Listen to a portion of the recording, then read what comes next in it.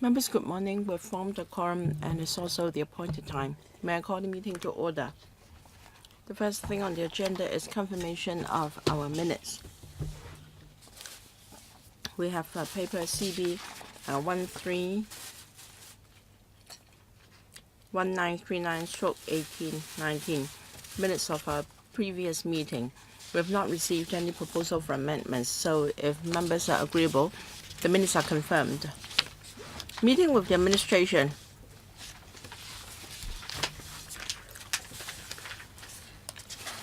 Present today we have Mr. CHU Hoi-dick, Undersecretary for the Environment, Mr. Donald Ng, Deputy Director of EPD, Mr. Kenneth Chen, Assistant Director, Mr. Ken Wong, Dr. Samuel Choi, Mr. Fong Kin Hua. They are from the EPD, Mr. Gilbert Mo from the Department of Justice, and Mr. Fok Ping Lam from the Food and Environmental Hygiene Department. On the 26th of March, we had a meeting, and the administration has prepared a paper in response to issues raised at the meeting. Paper number CB 1956/1819/01. Can I defer to the administration for an introduction to the paper, please? Mr. Ng? Thank you. Yes, I will briefly explain our response to you.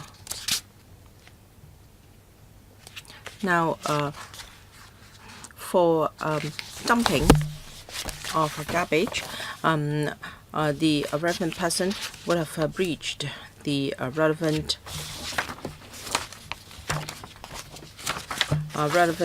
provisions. And the second question is about a cleaning worker dumping refuse down a refuse chute.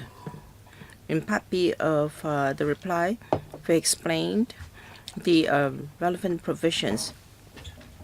So if a cleansing worker dumps non-compliant waste down a refuse chute, then under the section 20P1, he has not breached any of the provisions. C, the arrangement, the enforcement arrangement after the charging scheme is in place. Now, if our frontline workers observe a non-compliant waste, the relevant information will be provided to the EPD to carry out risk-based enforcement operations. There are suggestions that CCTV be installed at different floors, and this is in breach of privacy principles, so we do not find these appropriate. The details of interdepartmental cooperation on enforcement against fly tipping activities. The EPD and FEHD has got a regular reporting mechanism to look at latest locations for installation of surveillance cameras. And we may set up a platform to deal with relevant issues. E, how the administration deals with environmental nuisance. Recycling workshops of plastics are subject to relevant controlling legislations such as the Air Pollution Control Ordinance, Noise Control Ordinance, Water Pollution Control Ordinance, etc. The EPD also inspects these places from time to time.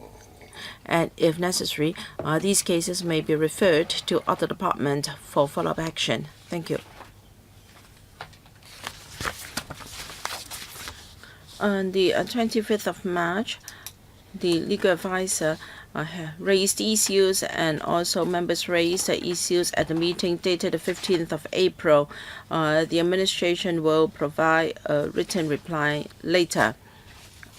Now, in relation to the paper the administration just presented to us, any questions, please? I just suggest that each will have 5 minutes. A show of hands, please. Mr. Gary Fan. Mr. Wilson or any more? If not, Mr. Gary Fan. 4 minutes. Questions and answers included. Thank you.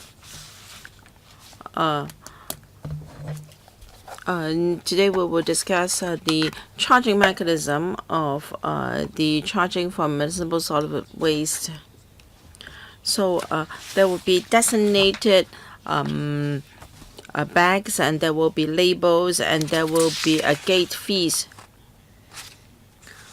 I would like to know how the administration, after receiving these levies, will plow back the money into this mechanism to improve recycling. There is a paper for our public hearing on the 7th of January, and it is said here that starting from the fiscal year where the charging scheme is introduced, there will be additional funding provision of $800 to $900 million. And according to the administration, this is more or less the amount the government will receive under the charging scheme in the first year, so that the fund will be dedicated for related purposes. So the number of labels and to be sold in the first year, and the amount of gate fees to be charged, so that the government can arrive at this estimated income of 0.8 to $0.9 billion. So we'd like to have a breakdown of this money details, and whether further information can be provided. Thank you. I will give a general response, and then my colleague can supplement. It's true that under the charging scheme, we have this policy of spending the money on dedicated purpose. So money received from the scheme will be plowed back for the purpose of promoting waste reduction and recycling. To show the government's commitment, although we have yet to start the charging scheme, starting from this fiscal year, the government will spend an additional $300 to $400 million on related purposes. Now, we will regularize the recycling network in the community. We have many community recycling spots funded by the Environment Fund, but the organizations will only be able to get a fund after competitive bidding. We will regularize these arrangements. And we'll also set up a recycling network for plastics. And we will start with pilot schemes. When we have regular funding, then the collection arrangement will be regularized and extended to the whole territory, and we will spend money to set up outreaching teams to help the community to recycle their waste, and what they can do under the charging system, and if there are no recycling facilities nearby, how they're going to deal with waste. I'd like to have a breakdown of the $800 to $900 million. I'd like to have a breakdown of your estimates. Thank you. We have submitted relevant information to the BC in the past in relation to the $800 to $900 million, and that is out of that money, $300 to $400 million will be used for improving waste reduction and recycling. And as for the breakdown of expenses under that amount, we have submitted information in the past. And for the future $800 to $900 million.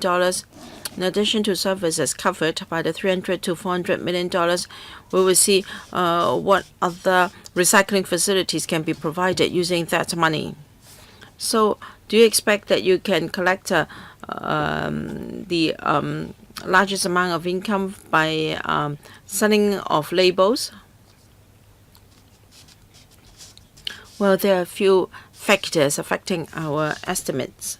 First, the amount of waste dumped.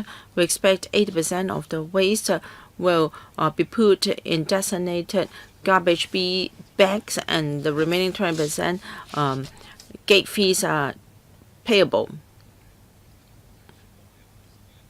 Why? How have we come up with the $800 to $900 million?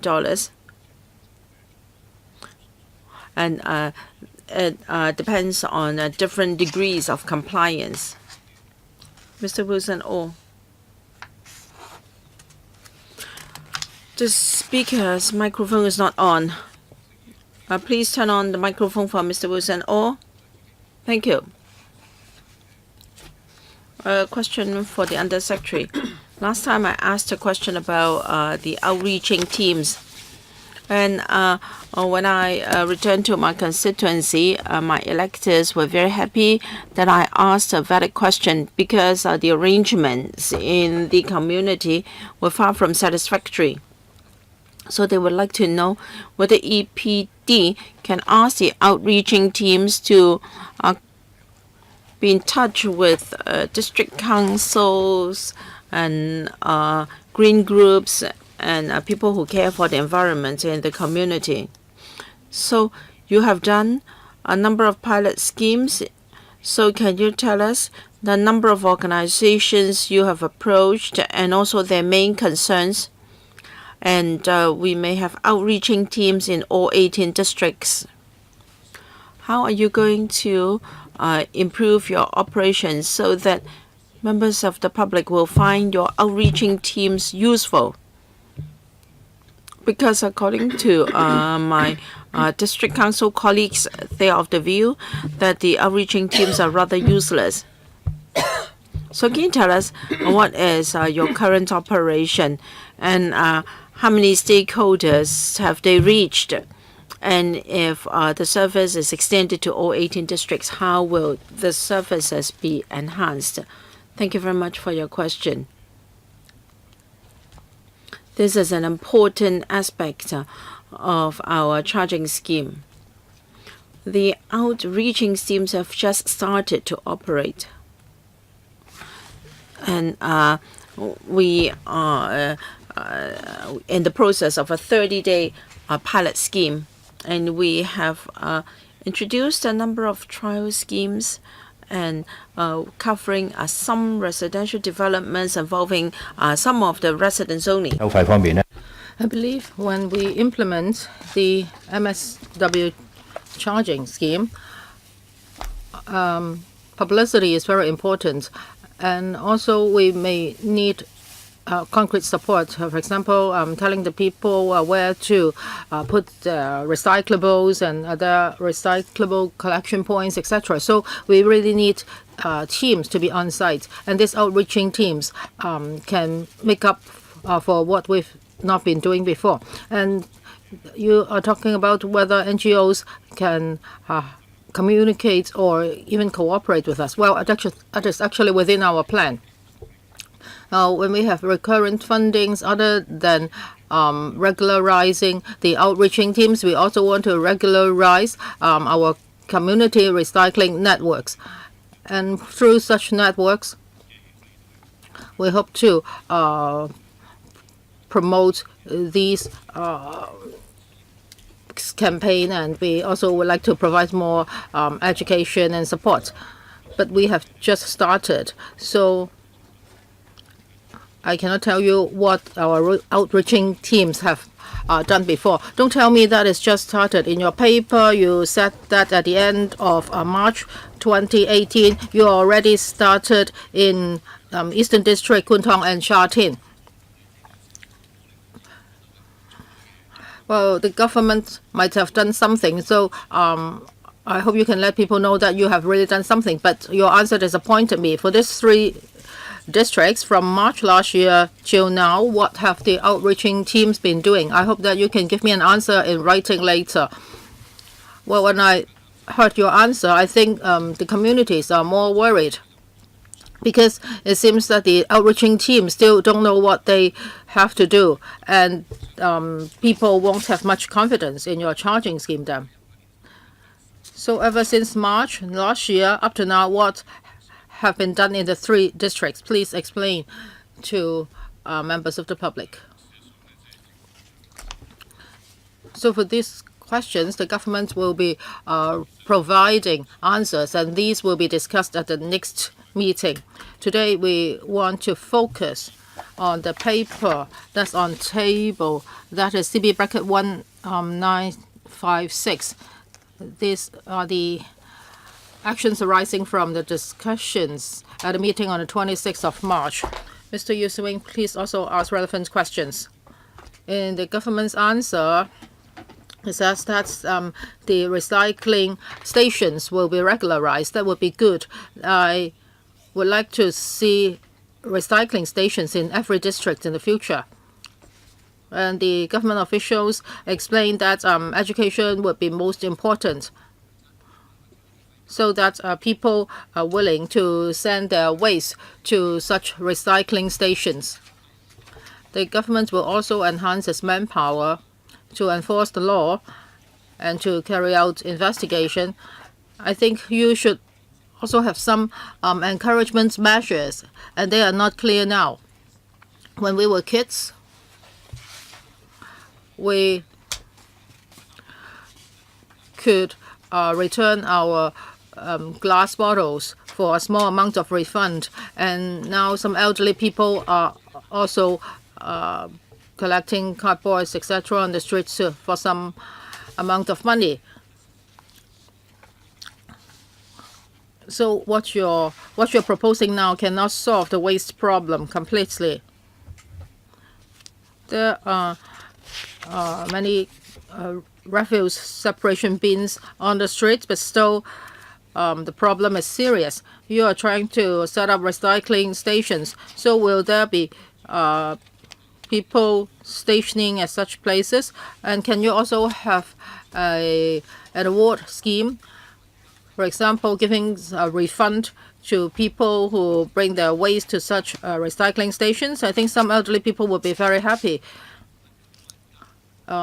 Lately, I've seen some elderly people, like more than 100 of them, lining up in the streets, and they are just waiting for the distribution of a bun, and the bun just costs $5.5. So even for a small amount of money, the elderly people are willing to do it. Maybe they are not really doing it for the money. Maybe they are just doing it for social good, or it's part of their daily life. So I hope that this can be promoted in all districts. Yes, we understand that. So we need both the carrot and the stick.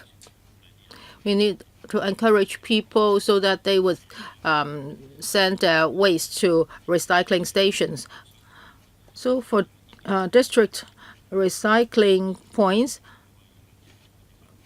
we already have a point system. That is, when people send their waste to such stations, they can accumulate some points, and then with a number of points, they can get something back, for example, a bag of rice, etc. So in the future, we hope that we can come up with more encouragement measures so that people are more willing to carry their waste to recycling points.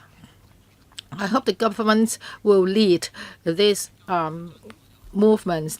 That is, there should be a mechanism. For example, if I return a certain number of glass bottles, I can get an amount of money. So you have to make it clear. Don't ask the NGOs to do it on their own. Otherwise, it will be very confusing. Well, at your recycling stations, you have already hired some people to man it. So you already have the manpower, you have the network. So why don't you do it?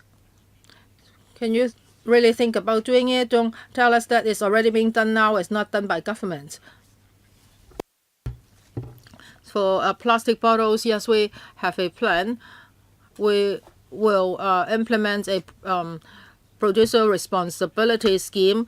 So it's like paying deposit for bottles, and we will also be setting up reverse vending machines. When people bring the bottles back, they can get a certain amount of cash as refund.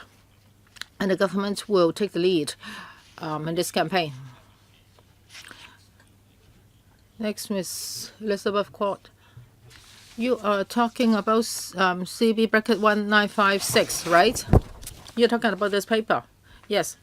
Yes, then I'll ask about this paper. For A, it's an answer to us about the disposal of waste.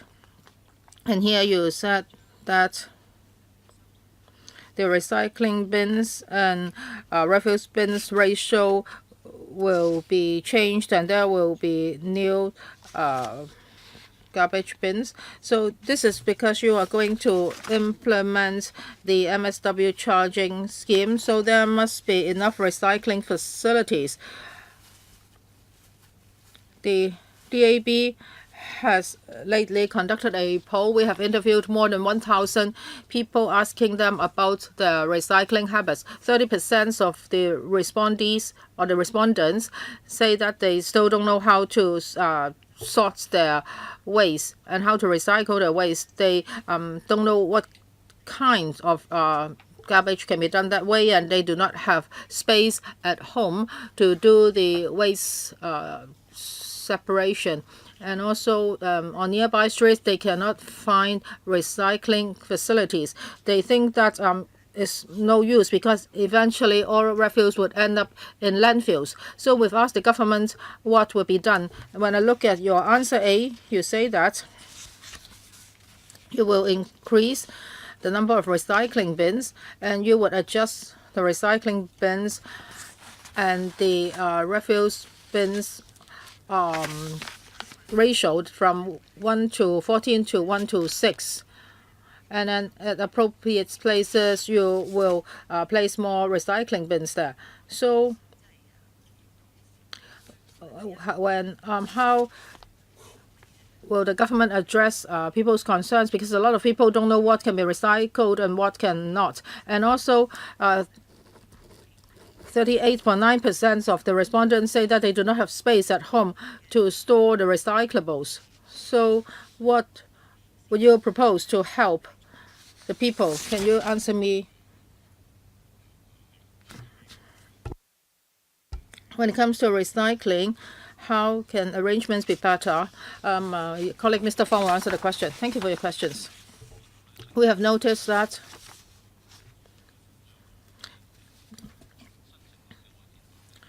we have established new outreaching teams. Now they are going to the districts. And they have been talking to building management officers and the residents, etc., as well as OCs. So our outreaching teams will talk to the OCs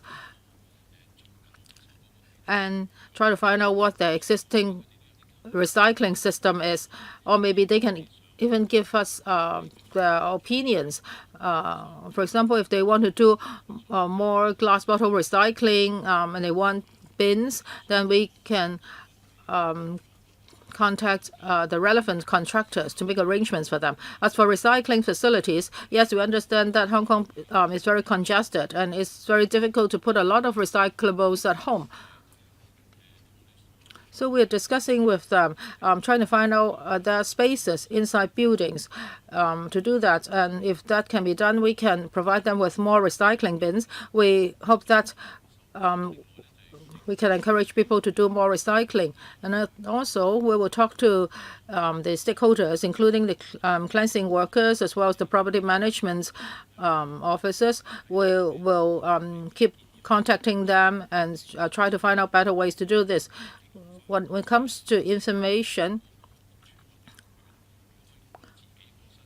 if the buildings themselves do not have the space, then we will try to find out if space is available nearby. Mr. Chang Chong-hai. Well, with regard to this paper, we can see that FHD and private operator cleansing workers, and in the course of operation, they will be exempted. I'm very concerned about private residential buildings. How can you monitor that people are not using the designated garbage bags, or they're even dumping garbage around? And some of the buildings may even use refuse chutes, and you can just dump your garbage into that chute, and then the chute will lead it to a waste reception chamber. So what would you do about that? You're saying that in private residential buildings you cannot install CCTV because of privacy. So you really cannot monitor which households is not compliant. There may be several scenarios. For example, some residents may think that this is too much of this is a restriction and they will abide by the law. However, the government is adopting another direction. That is, you will be talking to the OCs and the management office. So the building would be charged on a whole as a block of, or the whole estate will be charged a lump sum, etc. So if some households would buy their own designated garbage bags, but some do not do that. They just dump their garbage down the chute, and then the garbage would be stored at the waste reception chambers. So how are you going to charge? So will you issue them with standard 20-liter bags? And will there be double charging? Because some households may want to buy their garbage bags, but you will charge the building as a whole, and some other people may not abide by the law. So this is quite unfair. And secondly, about monitoring the buildings as to how they are collecting fees from the households. Now, have you thought about this? If the building is charged as a whole for garbage collection fees, so for each household, on the average, how much will they be paying? How can you make sure that the OCs will not overcharge the tenant? Thank you, Chairman. Thank you, Mr. Zhang, for your question. Regarding the charging arrangements, well, each household will be charged based on the garbage bags they dump. So I believe your question is if in a particular residential building, there are people who don't use the designated garbage bags, and the cleansing worker have to collect those non-compliant waste. The management company may have to put the non-compliant waste into the designated garbage bags. Now, this will be an incentive for the management company to identify non-compliant households, and such information will be reported to the EPD, which will take enforcement action using a risk-based approach. So the duty of the property management company is to deal with the compliant waste first. No, your time is up. I think the Undersecretary doesn't understand my question. Is to answer my question. Take Fook Loi Estate as an example. It is not a private residential building. Instead, it is an HD residential development, and people dump their waste into a chute. All right. Mr. Gary Fan, Dr. Elizabeth Quad, Mr. Zheng Chung Tai, and also Mr. Wilson Oh. Mr. Gary Fan. Now we are discussing paper 956. I'm on point C, and this is about the behavior of PMC.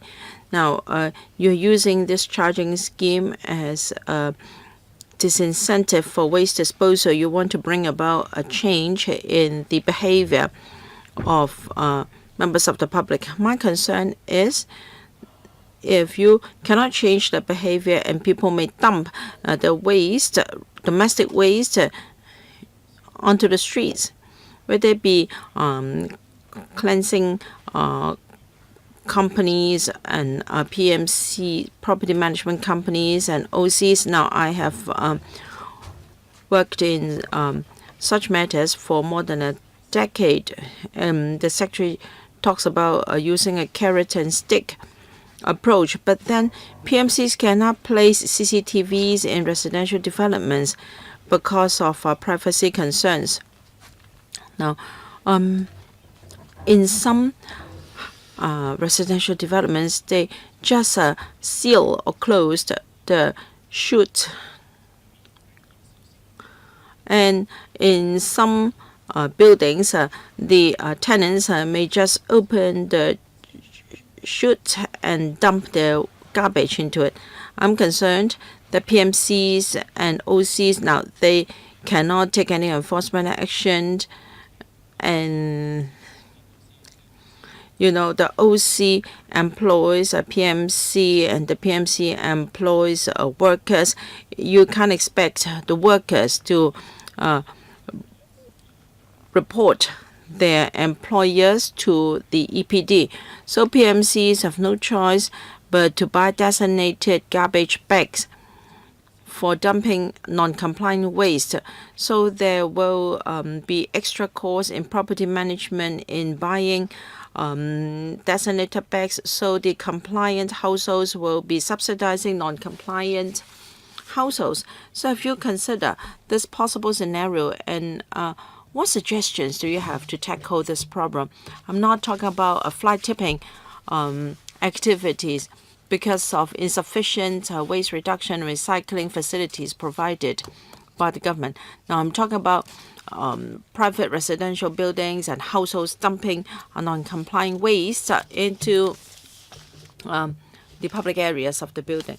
Well, we don't expect cleansing workers to report individual households if it is found that at certain blocks or on certain floors it is happening frequently. They can report to the EPD for enforcement, so that there will be no question of the workers reporting their employers to the EPD.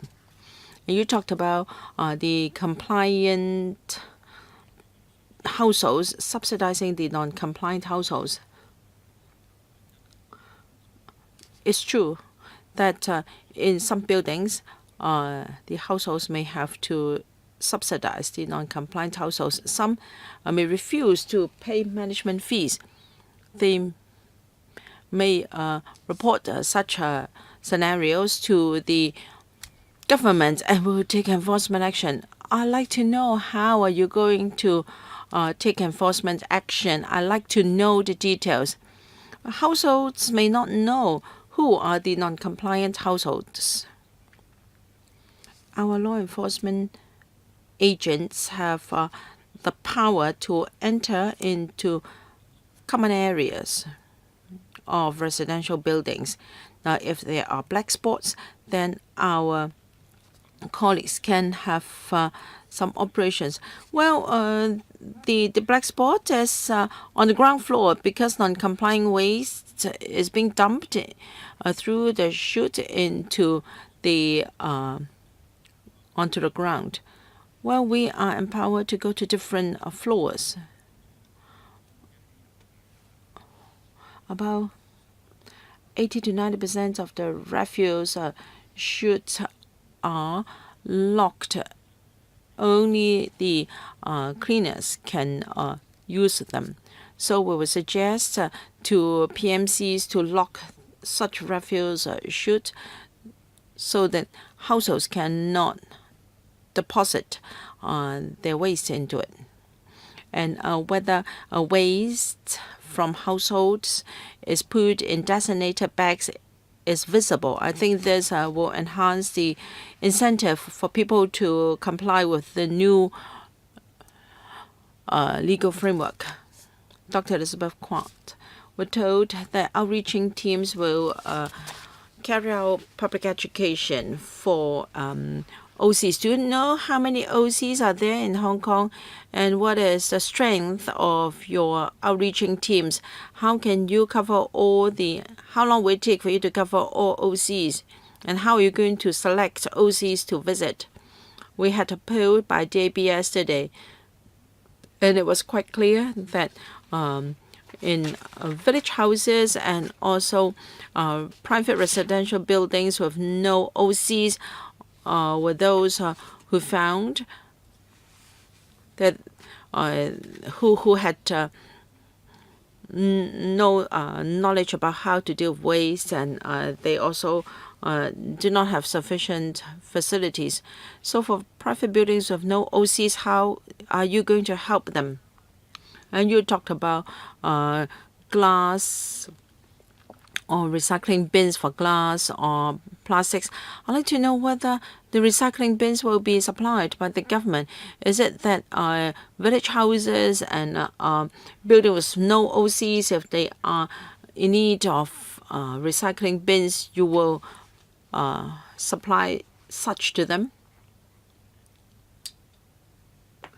Yes, as regards how to cover different areas in the territory, we have some preliminary plan. Mr. Fong, thank you. Our outreaching teams have just started to work. They were set up in late 2018, and we only cover 3 areas currently.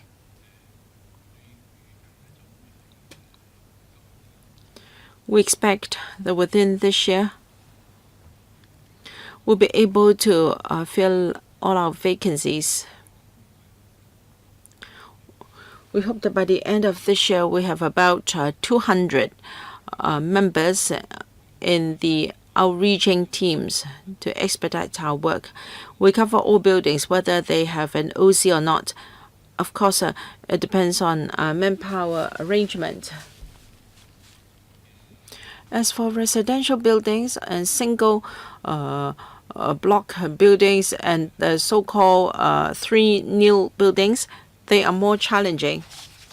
We are trying to see what is the most effective way to reach out to these targets. We may visit them. We may put leaflets into their mailboxes, and we may also contact the local people to see how we can best reach out to them. Indeed, it is true that it is hard to find a contact person in 3 new buildings. But we'll try our very best to see how we can reach out to the households. There are buildings with no OCs, but they have refuse collection service. We will try to approach the waste collection person there and see what can be done. My question has not been answered. I'm afraid you have overrun. Mr. Alnokin, first round, 4 minutes. I'd like to follow up on this arrangement. In paragraph 4 of the EPD's reply to our legal advisor, it is said that different government departments will lead by example.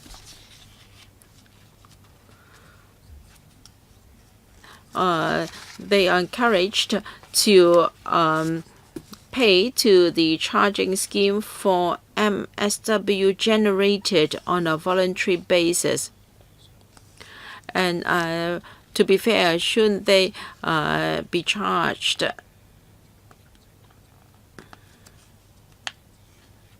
according to the system?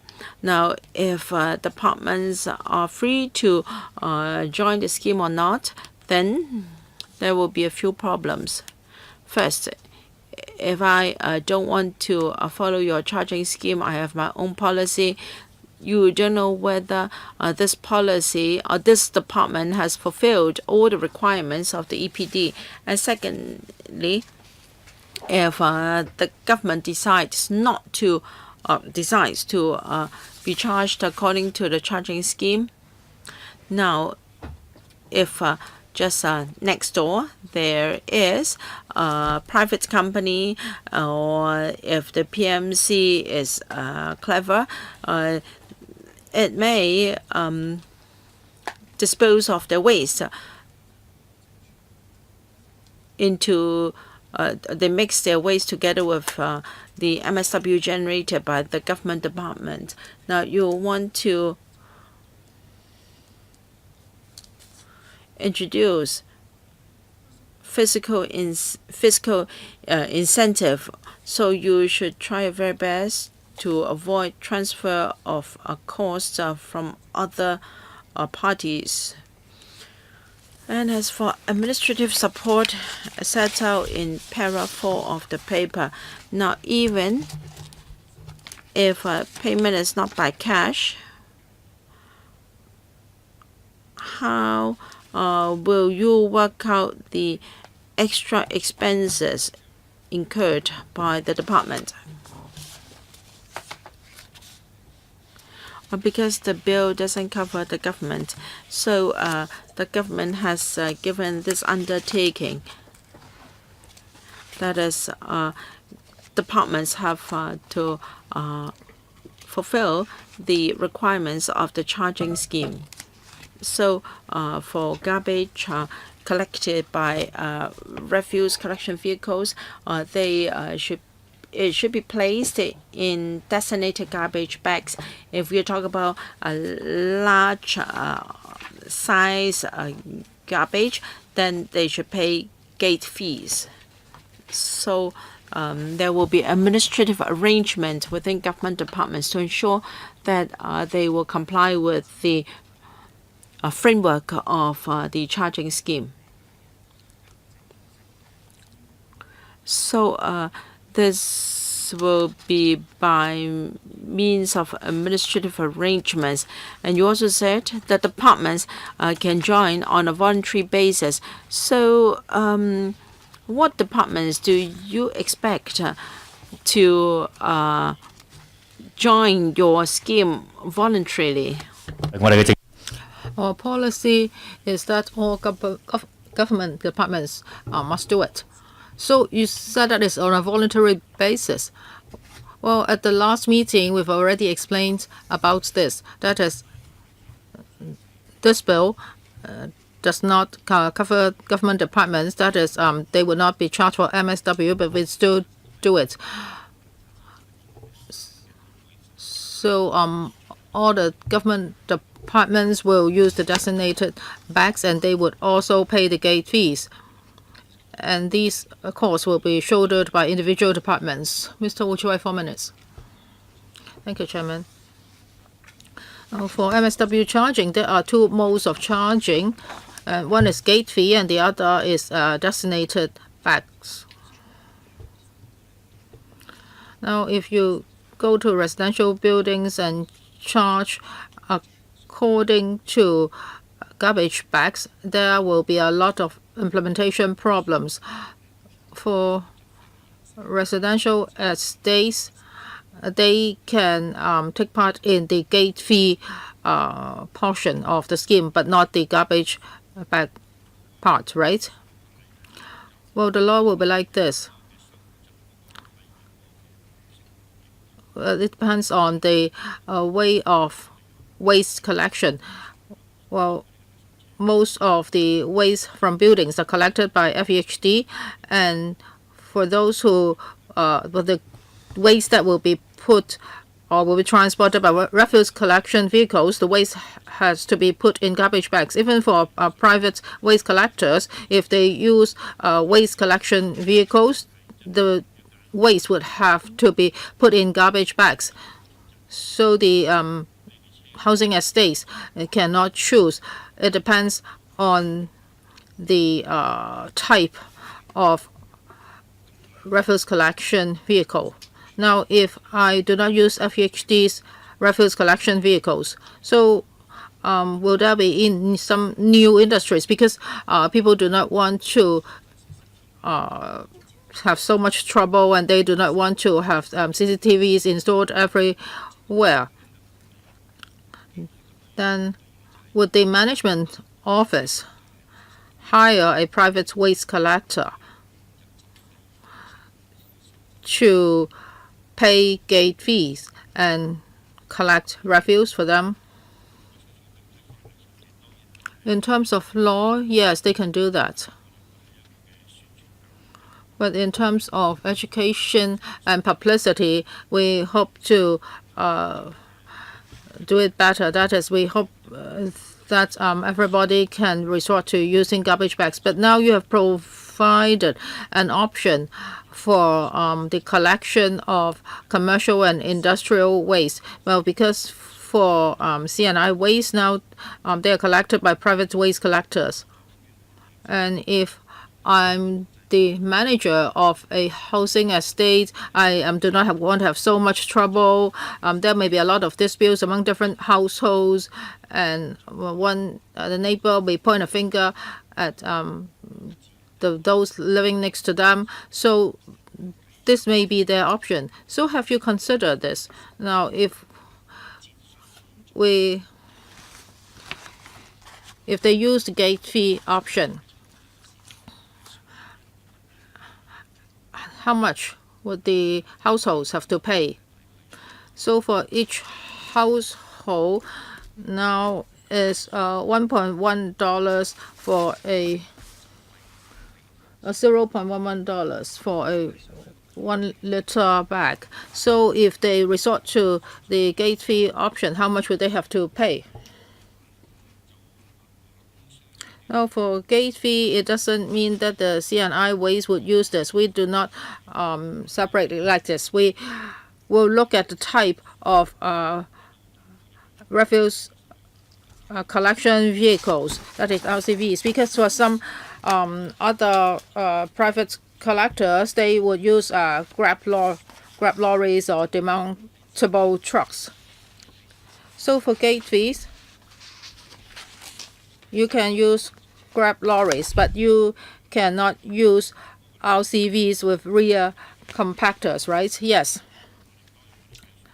And when we decided on the level of levy, these two options are more or less the same in terms of charge. Mr. Ho Chun-yin, I think we all want to reduce waste. I've met with some people from districts, and some of them are very green people, and they told me that in Korea and Taiwan, their MSW charging schemes are very successful. And one of the major factor of success is that they have a reporting system. And when the culprit is fined, part of the fine, or even up to 30% of the fine money, will be given to the reporter. I'm not asking the government to do this because this may cause a lot of disputes among people, and this is not good for Hong Kong society. But just now, members asked about actual operation.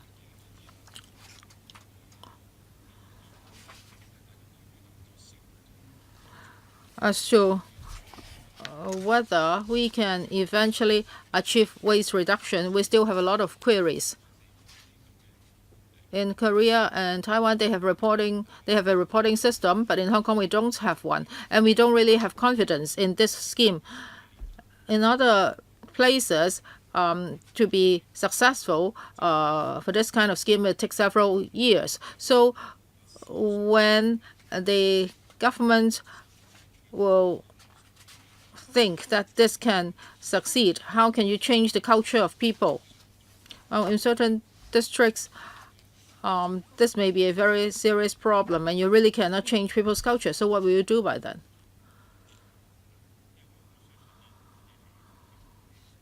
As members said, we do not want to introduce a reporting system, and we do not want to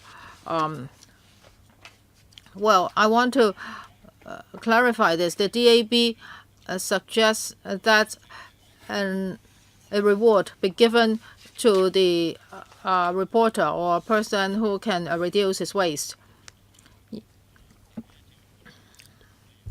We have always said this.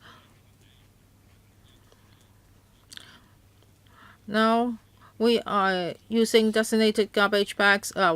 We think that our eventual goal of waste reduction can be achieved. Now we are in a pilot. We are having a pilot scheme. We are not asking people to buy the garbage bags, but just ask them to use garbage bags. And now we are already reducing waste by 10 to 20%.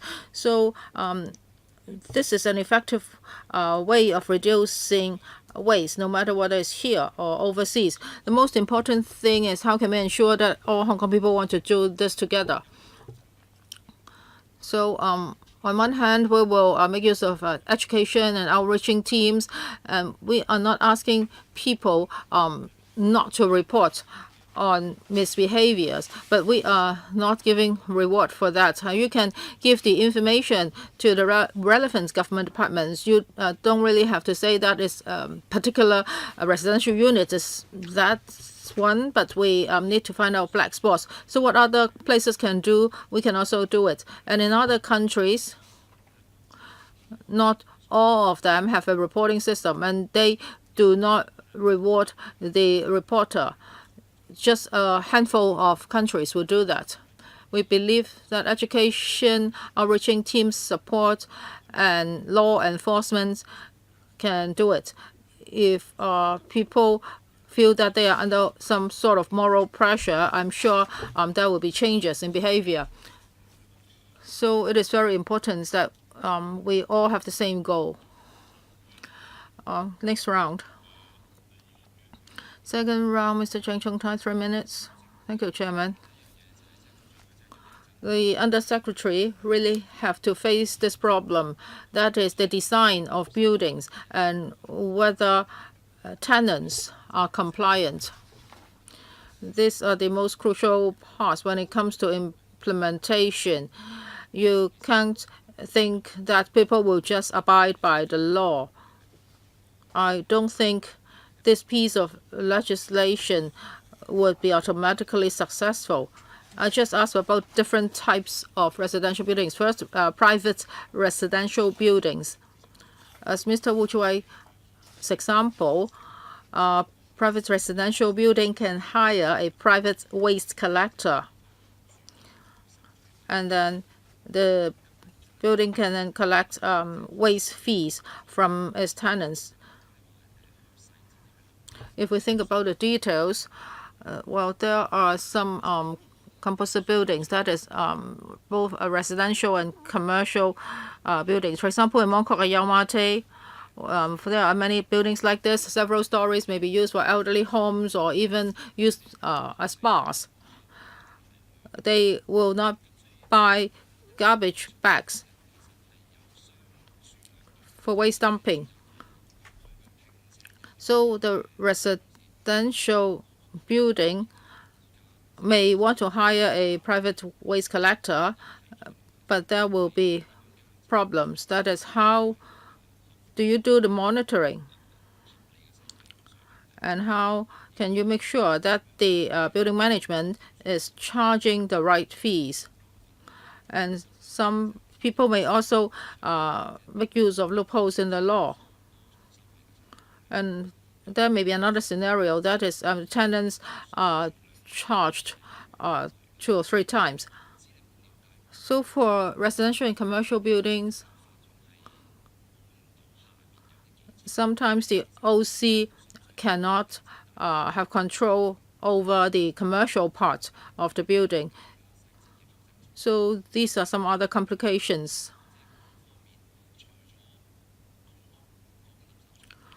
For PRH, we have to deal with the waste chute problem.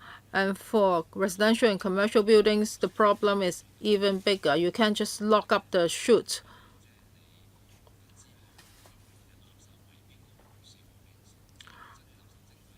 And there may even be tender rigging problem. So it would be hilarious. So you really need to look into this issue. You haven't given time to the government to answer you. I don't think they can answer me right away, but this is a loophole that must be plugged. Mr. Wilson, I would like to ask about law enforcement.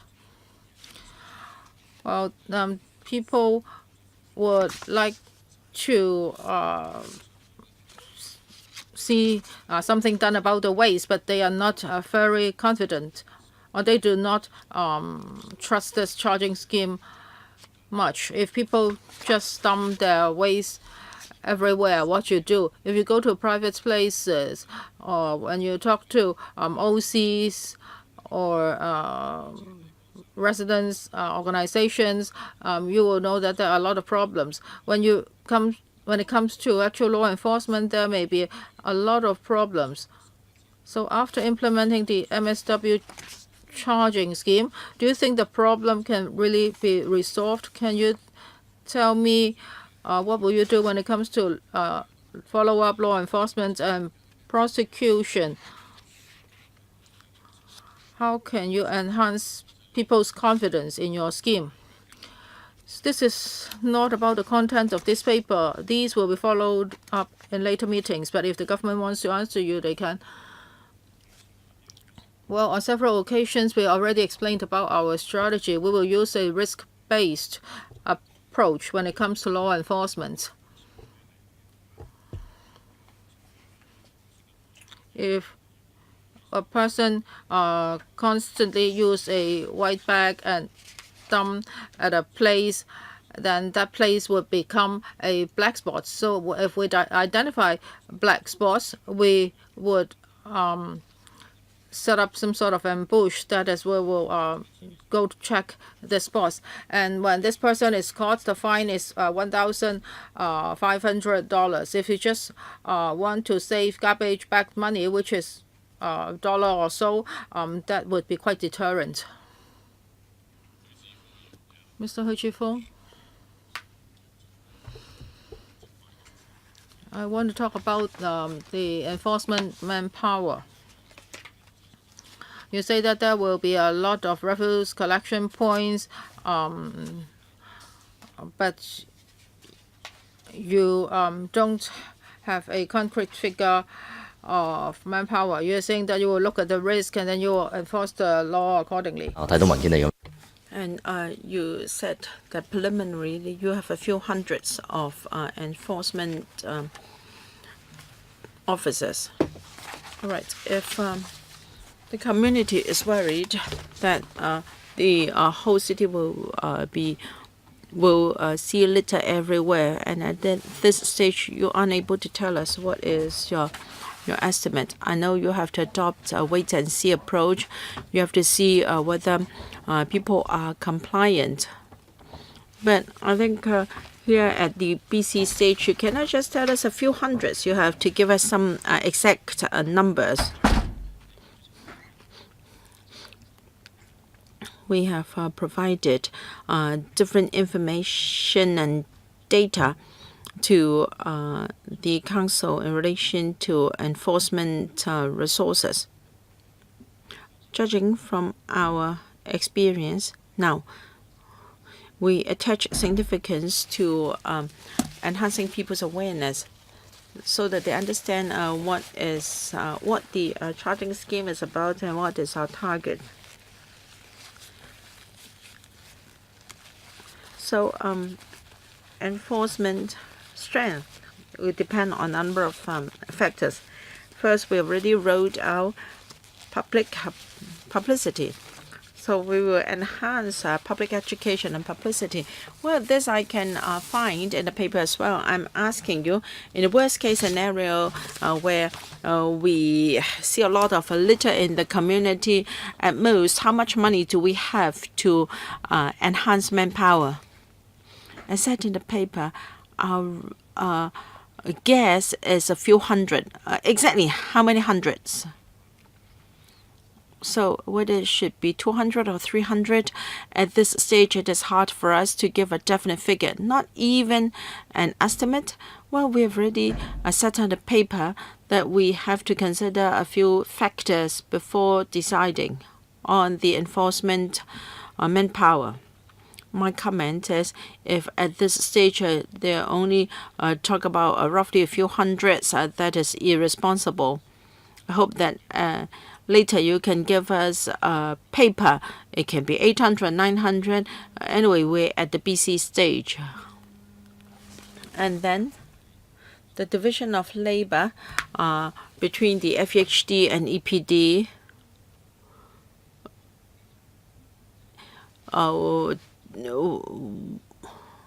will be to cover different types of buildings. I'd like to know how, what is the workflow. For instance, can you really gain entry into buildings after you have received a complaint?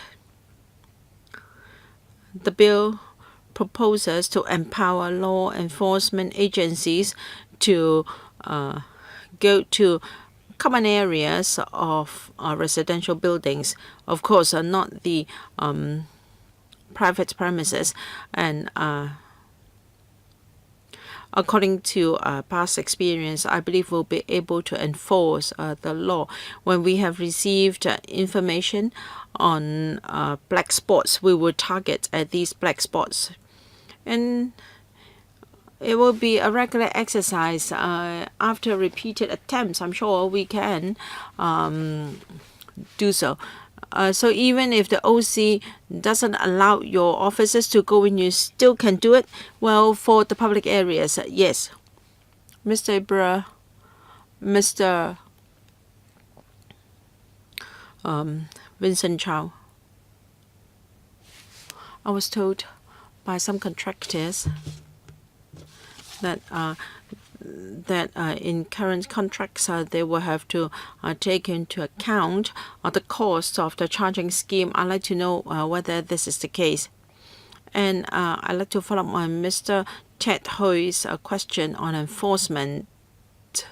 A few weeks ago, I had meetings with frontline workers of FEHD.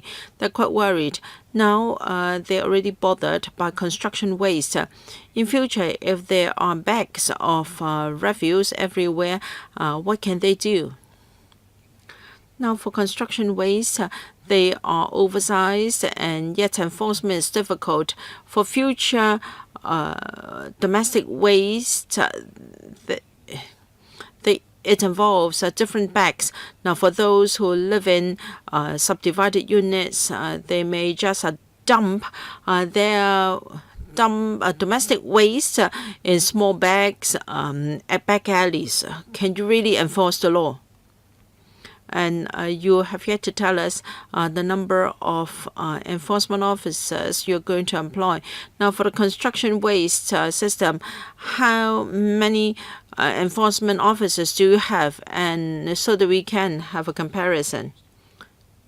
Mr. Vincent Jen already said at the beginning of the meeting that for issues raised on the 15th of April, there will be a reply from the government later.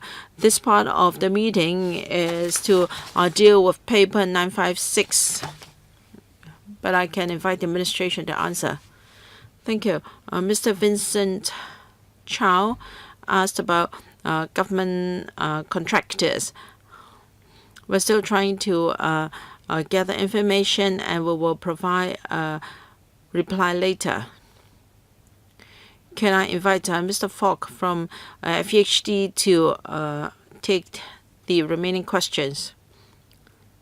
I know that members of the public are concerned about fly tipping in the future. So starting from 2017, as at today, we have got 21 task forces to tackle black spots of fly tipping activities. They issue fixed penalty tickets to those who have breached the public health ordinances. Over 10,000 fixed penalty tickets have been issued since the introduction of our efforts. So in 273 black spots, we have seen obvious improvements. We hope to secure more resources to increase the number of task forces and to step up enforcement action. In fact, enforcement should be the last resort. Civic education and publicity should be the most effective means. Judging from overseas experience, we have to change the culture of the public before we can have fundamental solution for the problem. So is it that you have 200 members from the EPD and 200 from FHD? I'd like to know who do they answer to. Do they report to the FHD or EPD? Well, because the manpower is from the FHD, then it will be reporting to the FHD. And I think the two departments have discussed thoroughly their division of labor, and they've come to a consensus.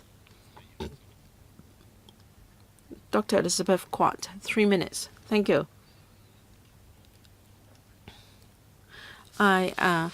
You said that you're going to visit OCs of private buildings and said that you are going to provide recycling bins on request. Is it true that you're going to provide all sorts of recycling bins to village houses and private buildings with no OCs, regardless?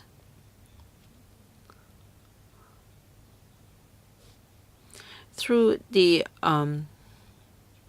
sorting of waste at source program, we're now providing recycling bins to village houses, residential developments, and also composite buildings.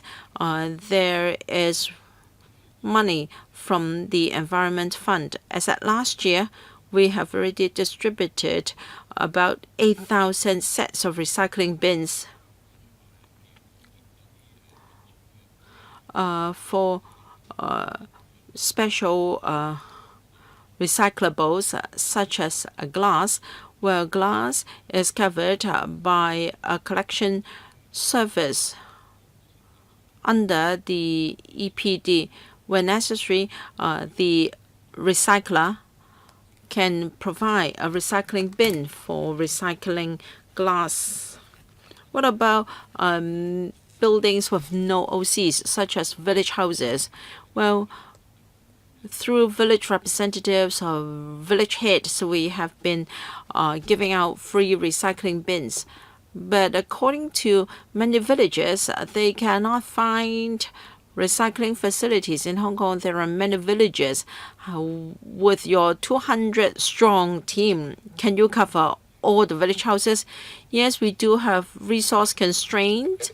We have not fully filled our 200 positions.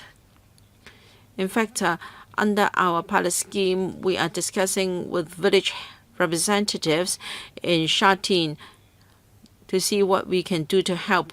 Some village heads are very enthusiastic in giving us suggestions as to where recycling bins can be placed. And we're following up with VRs.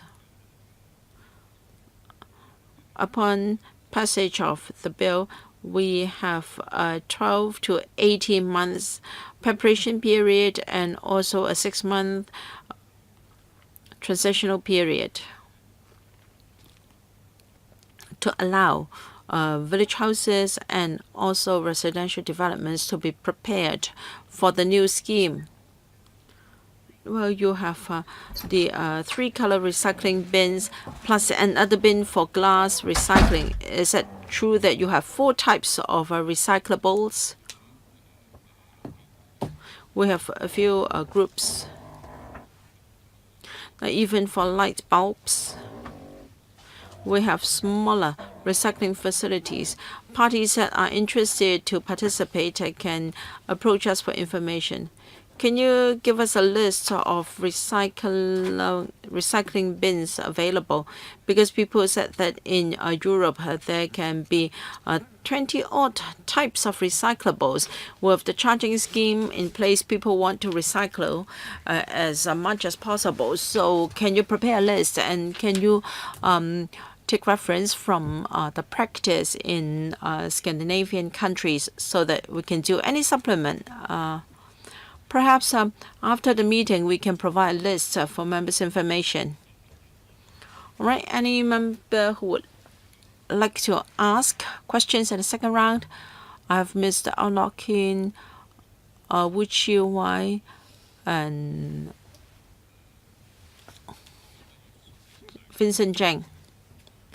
May I remind you that many of the questions asked by members were beyond the scope of the government paper.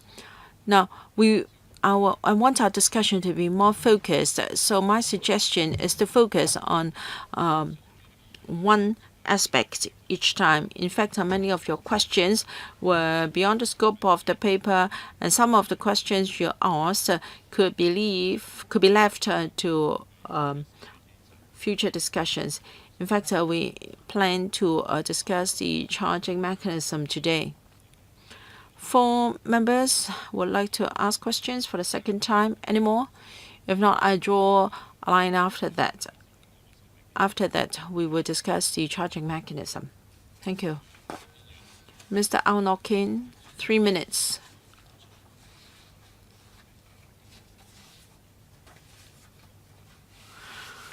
The legal advisor from EPD has responded to our legal advisor's paper. The government should take the lead. It is important that it sets a good example. Now, I don't want government departments to participate on a voluntary basis. In fact, all government departments should set an example for the community. As regards how, I beg your pardon, I'd like to know whether government departments can make public the amount of expenses involved in relation to the charging scheme. Perhaps you can have a dedicated fund for dedicated use. For instance, we approve a certain provision for a department, and once it is exhausted, then there will not be supplementary provision, so that government departments can show their commitment to waste reduction.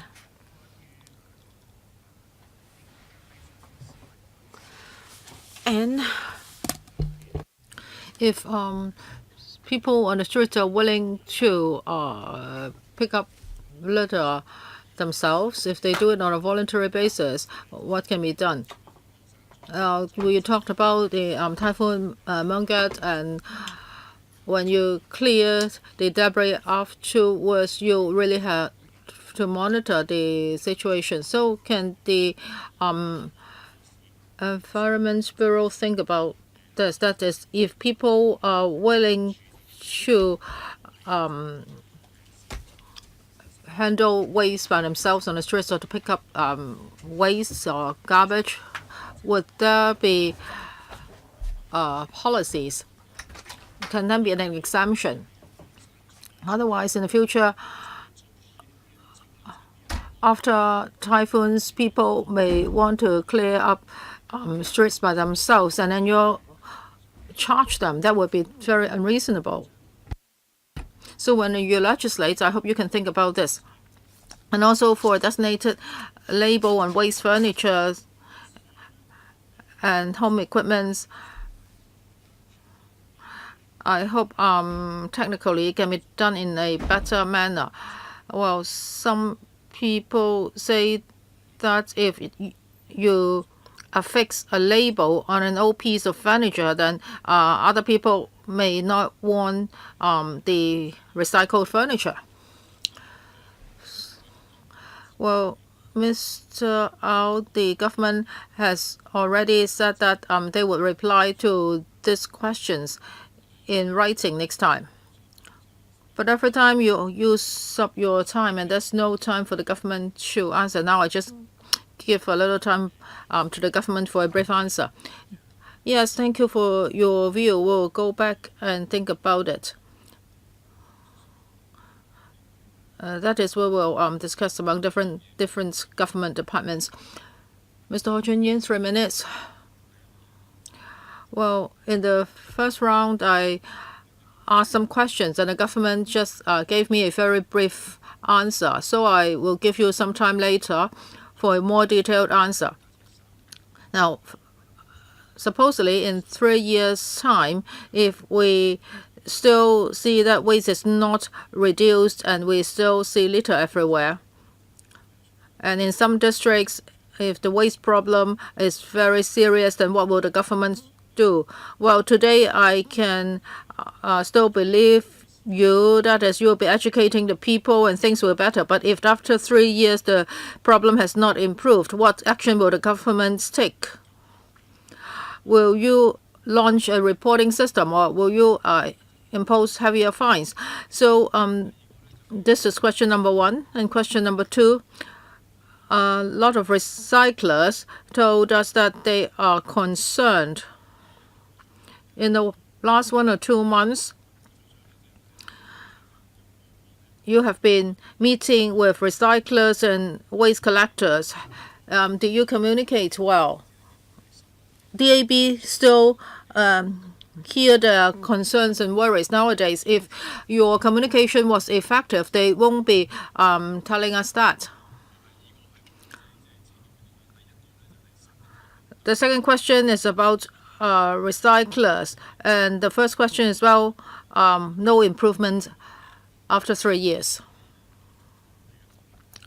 I'll answer the first question first, and then my colleague will answer the second question. We have explained very clearly that for this scheme is successful in many countries. Hong Kong is different from other places, so we cannot say that we will definitely succeed. Yes, I agree with you on this. So on one hand, we will step up our support, publicity and education, and secondly, we will constantly review the situation. Should we be funding certain recycling activities and having more supporting measures, etc.? And if there are many black spots, do we have to enhance our manpower, etc.? So we will be reviewing all these, and we will look at the situation very closely. We won't wait till the end of 3 years before we conduct a review. So we will constantly be reviewing and try to add resources and manpower to the weaker areas. As for the communications with waste collectors, maybe my colleague can answer that.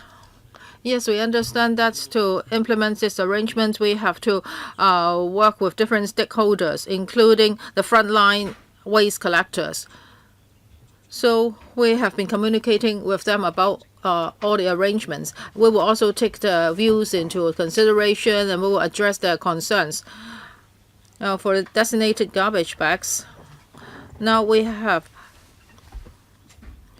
expanded the scope because we have taken the frontline waste collectors' views into account. We have a preparatory period. During the preparatory period and before the official launch, we will continue to communicate with different stakeholders, and we will continue to address their concerns. But in the past 1 or 2 months, How many times have you communicated with them? Because they are still very concerned. And after the meeting, I will provide information to you. Mr. Wu Chi, 3 minutes. Just now, the Undersecretary said that for RCVs with rear compactors, they can only collect designated garbage bags. So for this kind of vehicles,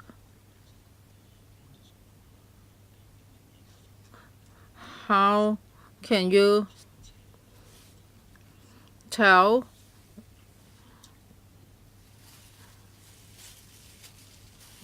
that whether there are non-compliant bags in these vehicles? And if you really find non-compliant bags in these RCVs, then how can you take them out? Would the RCV has to stop working, pick out the incompliant bags first before it can continue working? Yes, Mr. Wu is right. Yes, in terms of law, the RCVs cannot put non-compliant bags into their vehicles. So there are two ways of doing it. Some management office would have to do something, and the RCV would have to do something. Later on, EPD can tell you more. In terms of buildings, in the course of collecting waste, well, Undersecretary, don't waste my time. I know about all this. Yes, I understand it's difficult. But in the course of operation, what if there is one bag that is not compliant? Now, if it's transported to the RCV and this problem is discovered, and what would happen? I'll ask my colleague to answer the questions. For RCVs with rear compactors, there are both government vehicles and private vehicles. Now, before the bags are put into the vehicle, we will conduct a visual inspection. But you can only see the surface, right? So when they throw onto the vehicle, we can see it. And then, yes, we see it. And then what? Now, this is just an initial thinking. In a big bin, there are tens of bags. If there are just one or two non-compliant bags, it's okay because we do not want to stop the whole operation. But if we discover that the problem is getting serious, then we will talk to the management office. We will tell them that these bags are not okay. We have the right to refuse taking such bags because we are providing free services. So you have to comply with the law. If you do not comply with the law, then you are doing illegal things. And secondly, we can refuse to collect such bags. There is an adaptation period. We will educate them, warn them. I believe the problem can be solved. Now, for the housing authority estates, when will you start to do this? I think the housing authority has the most resources. So when will you start the pilot scheme? Has it started? Okay, they cannot answer it right now, so maybe they'll provide you an answer later. Well, there are a lot of collection problems at different levels, but HA has the most resources. So I'm asking you, have pilot schemes been implemented in HA estates? Well, I think your time is up. Maybe they can give you an answer later. I think after the meeting, I can discuss with Mr. Wu about this. I'm not too sure about what he's asking. Mr. Cheng-Sun, 3 minutes. I want to follow up the earlier question. First, about construction and demolition waste. How much manpower will you have? You haven't told me the number.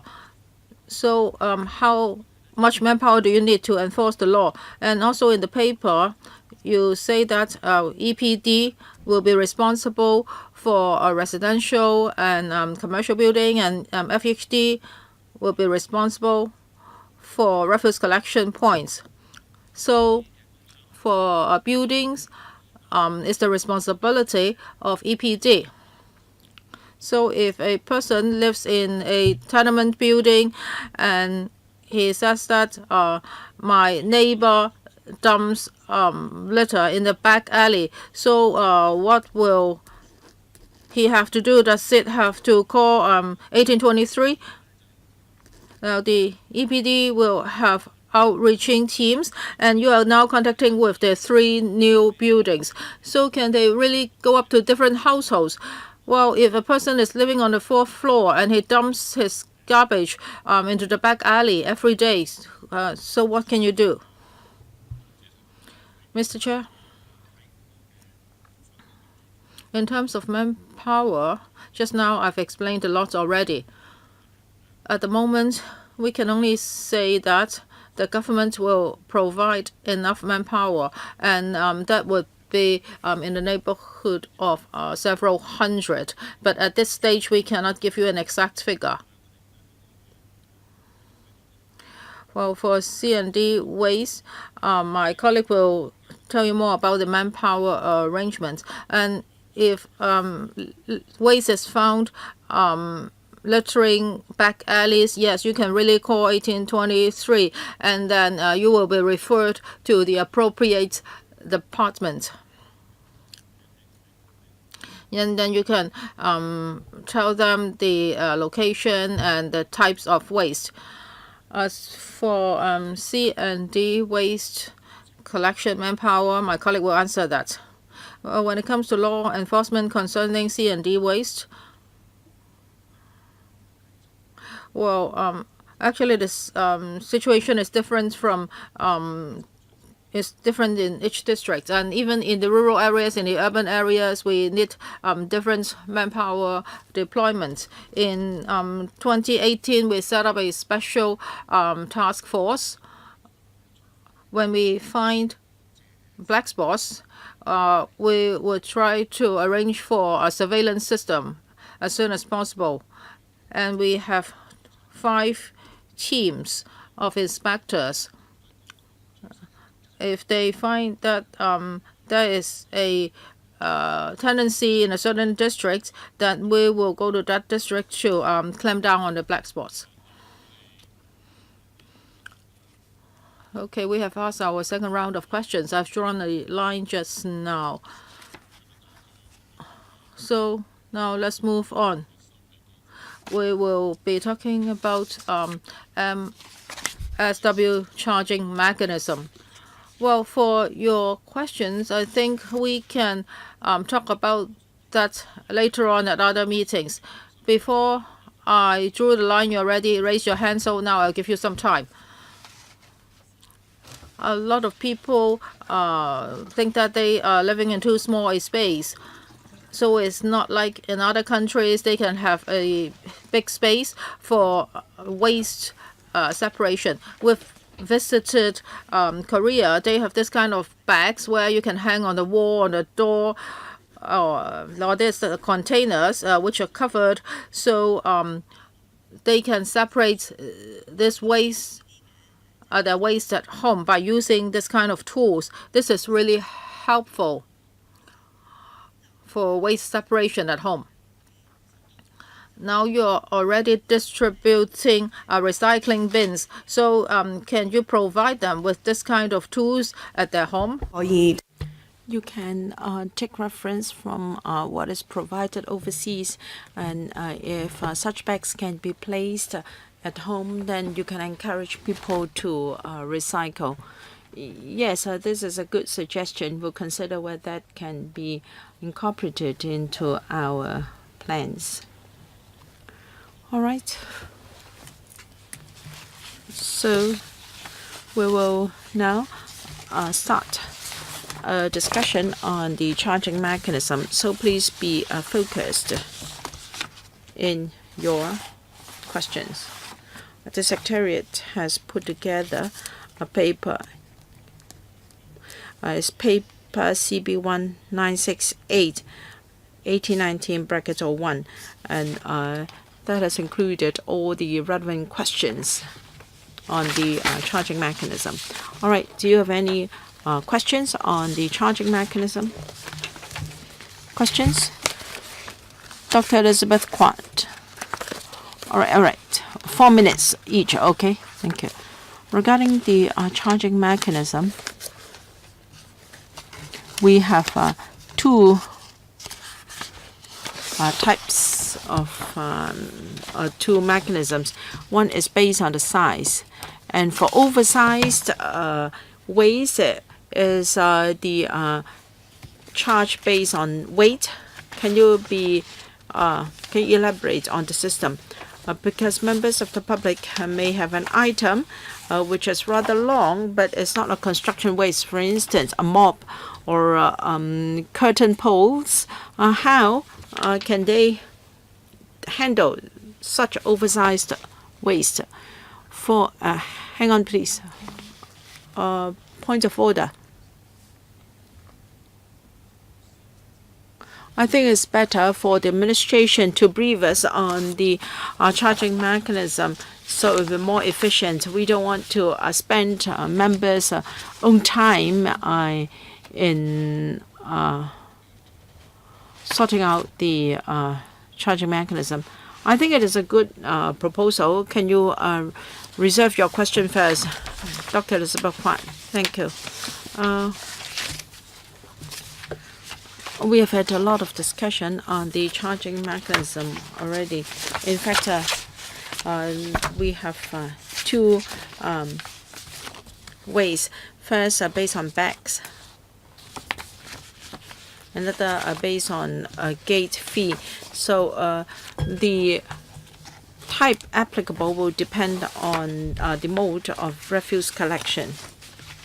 Now, for LCVs with compactors, whether they are provided by the EPD or private contractors, the fee will be based on the designated garbage bags, and it is about 11 cents per liter.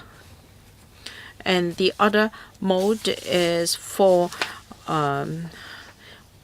municipal waste collected by waste collection vehicles without compactors. And when these vehicles reach our landfills, they will be charged a gate fee. So it's 365 per ton, and in urban areas, and $395 per ton in the NT. So regardless of the size, we will have a label, and it's $11 per bag. No matter how big the oversized garbage is, a flat rate label at $11 per item will be fixed. What about daily consumables such as mops? If per label is $11, that is too expensive. Whereas for a garbage bag, on average, it is 11 cents per liter. So a mop is rather light, but one has to pay $11 per piece to dispose of it, and it is rather expensive. Now, for oversized waste, they won't be disposed of very frequently because the size is not, and the shape is not uniform. And if we have different charges based on the size and weight, it is too complicated. We believe that imposing a uniform rate will be simpler. It's not that people would dump such oversized waste very frequently. We believe the impact will not be too big. So convenience is more important. Now, for a sofa, let's not say a sofa, a chair. A chair is $11 per label, and also a mop also is $11 per label. So it's not based on their weight, so long as they cannot be placed in into a bag, it is $11. They are necessities. Although it is not frequent, still they have to be disposed of, and such items are not recyclable, and members of the public will find that too expensive, and you cannot and such items are indispensable. I think it will be better if the system is simple, because you don't dispose of oversized waste too frequently. For instance, you can cut short the handle of a mop, and then you can put the pieces into a garbage bag.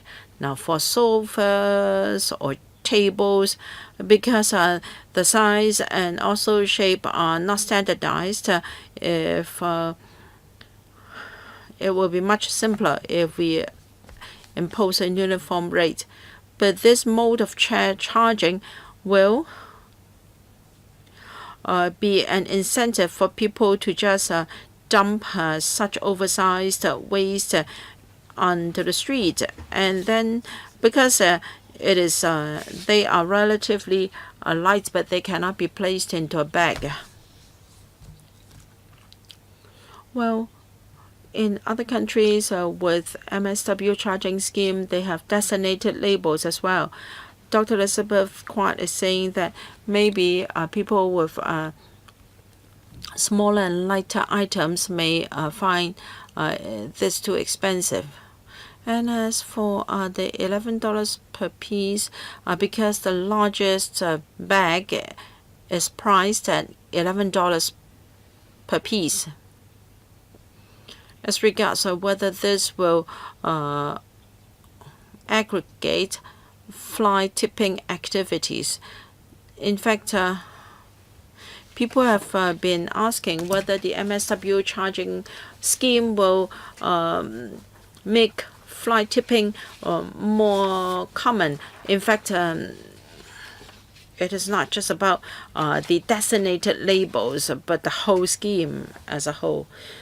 Will we have a discussion on fly tipping? I believe we will in the future.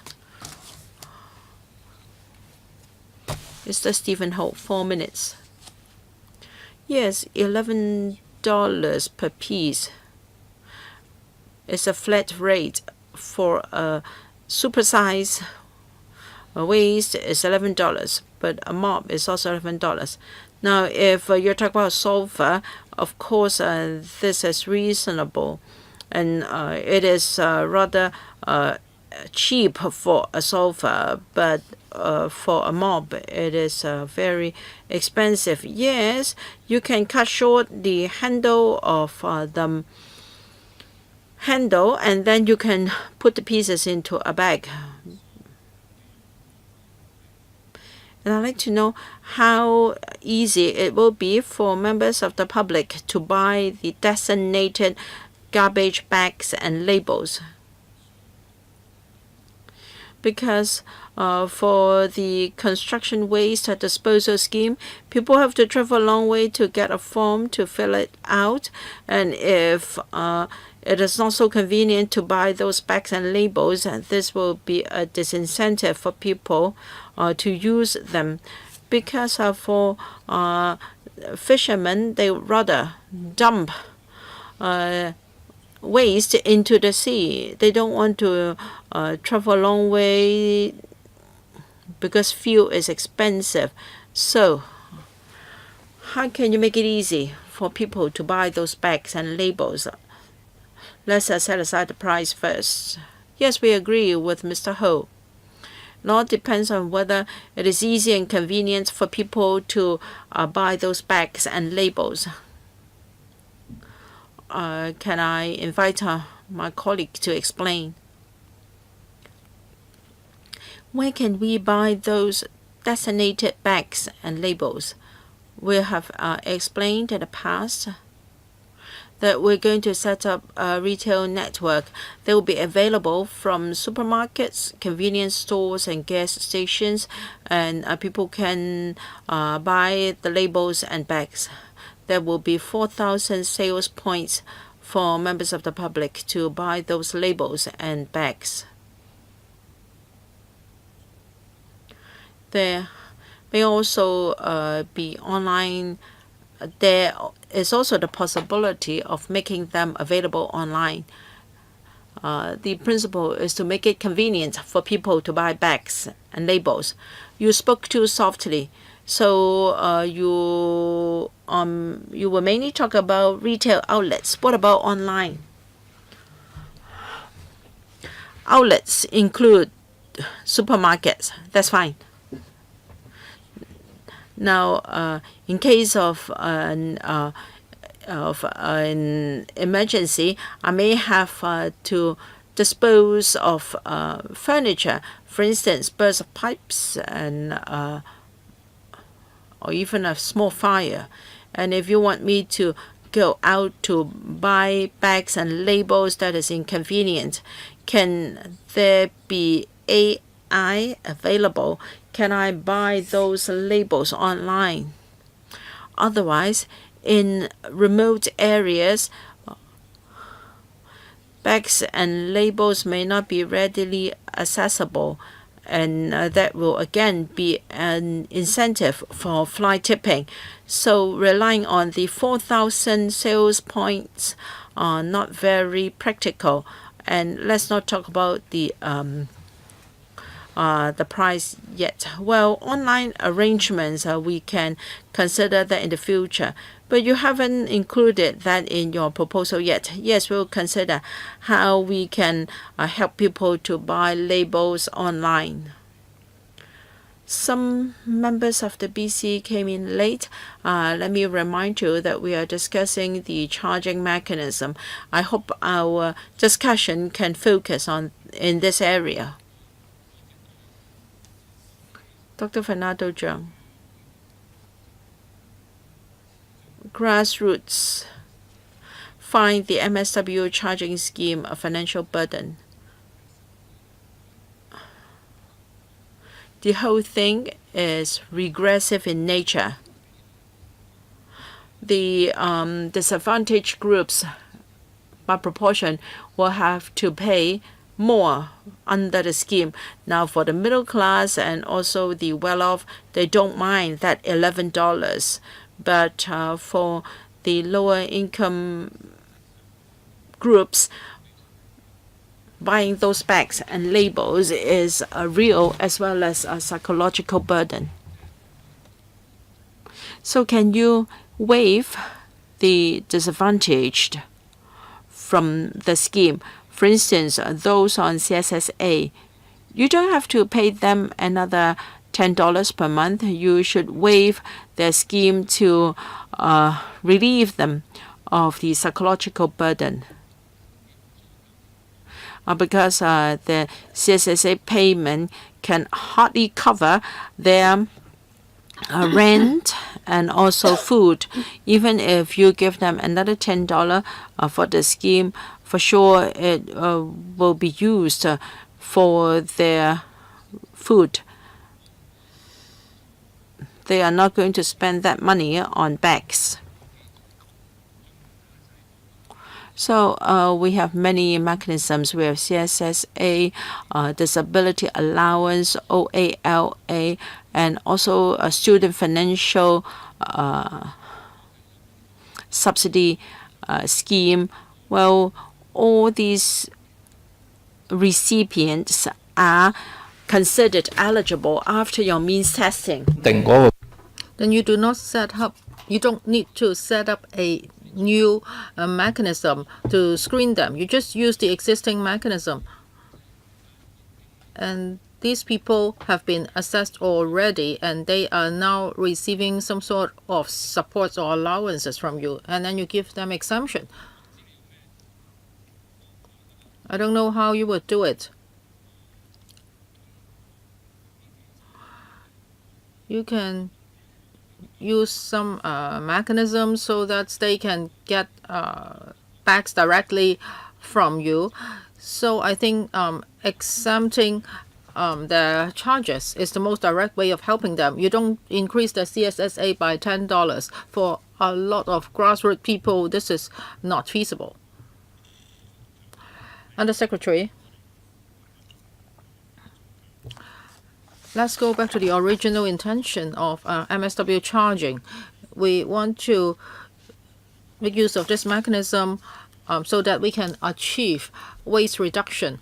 And for exemption, there would be enforcement problems. Now, if we see a person that doesn't use the designated bag, how can we confirm the identity of that person? And do we have to inform the cleansing workers that these people are exempted, and then there will be a labeling effect? So now the government's approach is like this. For those who are really in needs, then for CSSA households, we will grant each person $10 more. They don't have to spend the $10 on buying bags. Maybe they can reduce the waste at home, then they can save the money. So this is another way of encouraging them to reduce waste. Mr. Jae Sun, just now Ms. Court asked a question, and I think that is really a big problem. Now, if you affix a label onto your waste, well, now in back alleys of old buildings, we can see a lot of waste in the form of posts or sticks. And if you want them to put this long poles or sticks or rods into a garbage bag, you ask them to cut them up. That is not really practicable. So have you calculated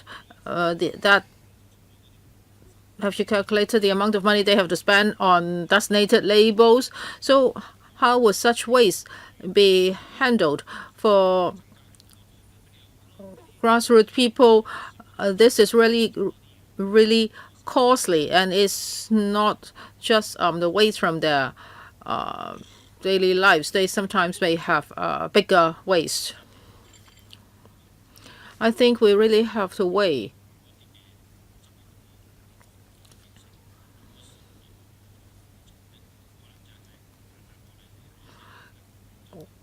I think the President's proposal would be easier for people. So if you ask them to look at the size or the length of a piece of garbage and then ask them to use different ways of handling it, that would be more complicated. For the mop handle, you can actually dismantle it and then you can put it in garbage bags. If they think that this is too expensive, they may try to use that thing for a longer period of time. So that's also reducing waste. So we think by having designated labels is actually easier and more practicable. Well, this is your good intention. However, for an ordinary person, he may really have to dump something, and then he discovers that it's very expensive, and then he would choose to just dispose of it in a back alley. So it's $11 for disposing of a rod. So of course he won't do it. He will just choose to dump it in a back alley. I'm not talking about a small amount of garbage. If you go to the back alleys of old tenement buildings, you would always see garbage like that, like long poles and sticks. Yes, we have told you our views already. For oversized waste like this, which cannot be put in garbage bags, well, there are all sorts of oversized waste. And if we come up with a lot of different designated labels, it would even be more complicated. I think it's important that we have a simple system. We want to encourage people not to generate so much waste, and people don't get rid of oversized waste every day. So after careful consideration, we think the present approach is the best one. I don't agree. I'm sure there will be a lot of oversized waste like that.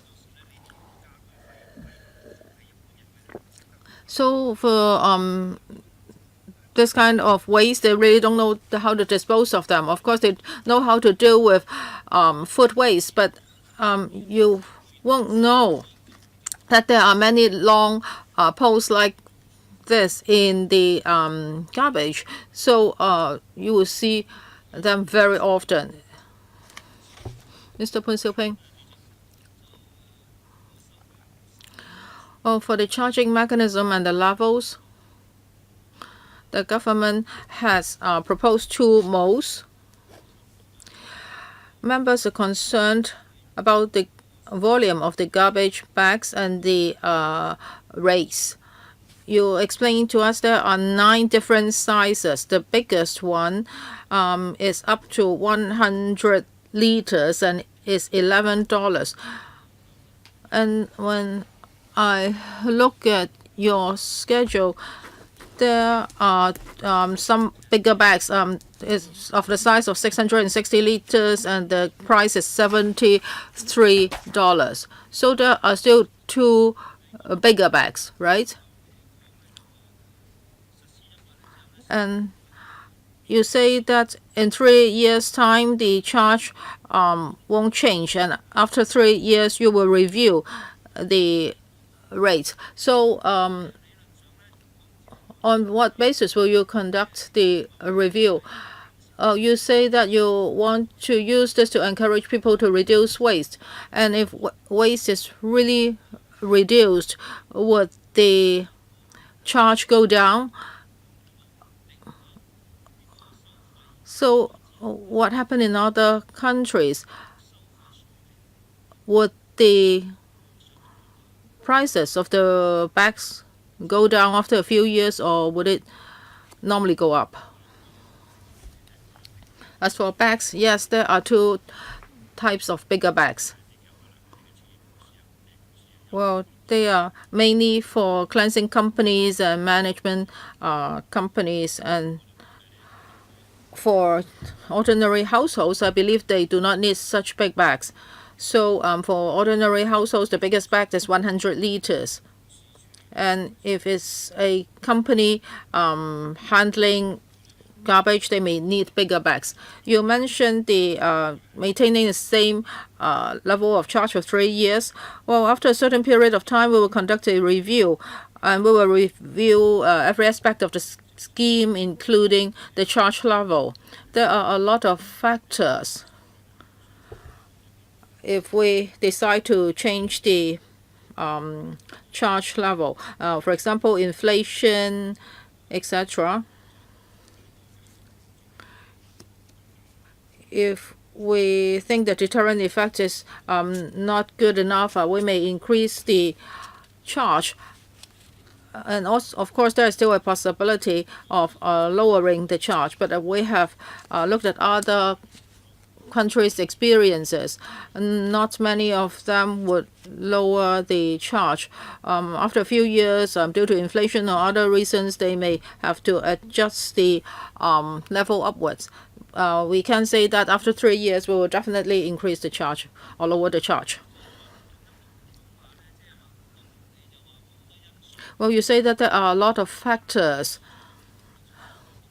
and in the future, if you want to change the charge levels, you have to come back and amend the subsidiary legislation. So what are other countries' experiences?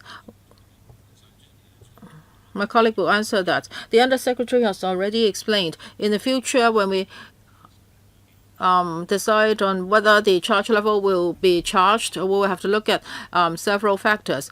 That is whether the charge level is effective, the affordability of the public, etc. As for other countries, for example, Taipei, when they first started it, the charge was 12 cents, and because the scheme was very effective, they later lowered the charge level. Due to the time constraints, I think we can only allow one more member to ask questions. Mr. Hui Chi-fung. Talking about charging levels, the government says that for each liter is $0.11. And at such a level, a 3-person household would have to pay $30 plus per month. I'm not saying whether this level is too high or too low. I actually think it's quite okay. But for $0.11, how do you come up with this level?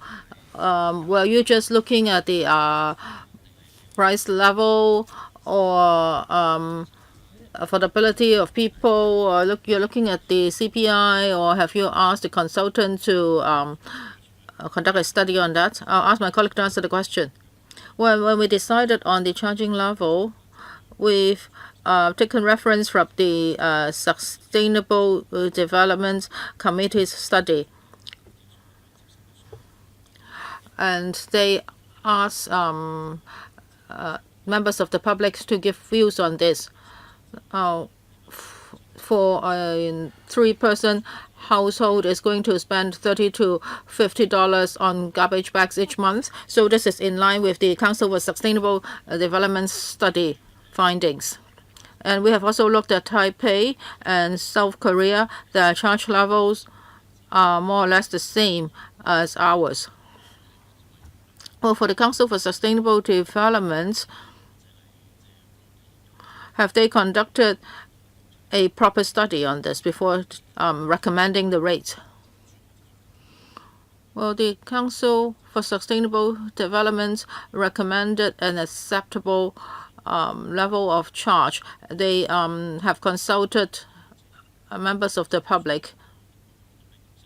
They asked the public as to which level was acceptable to them. Because I want to know, is this really justified? Because when the government suggested the diversion of traffic to the 3 tunnels, there were very concrete studies, right? But now this time around, you have taken into account the views of the public. Yes, the views of the public is one of the bases, but we have also taken reference from other places. For example, Taipei, when they first launched MSW charging, what was their level? Our proposed level is more or less the same as theirs. And this level is effective in reducing waste. And you say that after 3 years, there will be a review. So within these 3 years, if something dramatic happens, for example, a lot of people are not compliant, or all of these citizens are very compliant, then would you make any changes?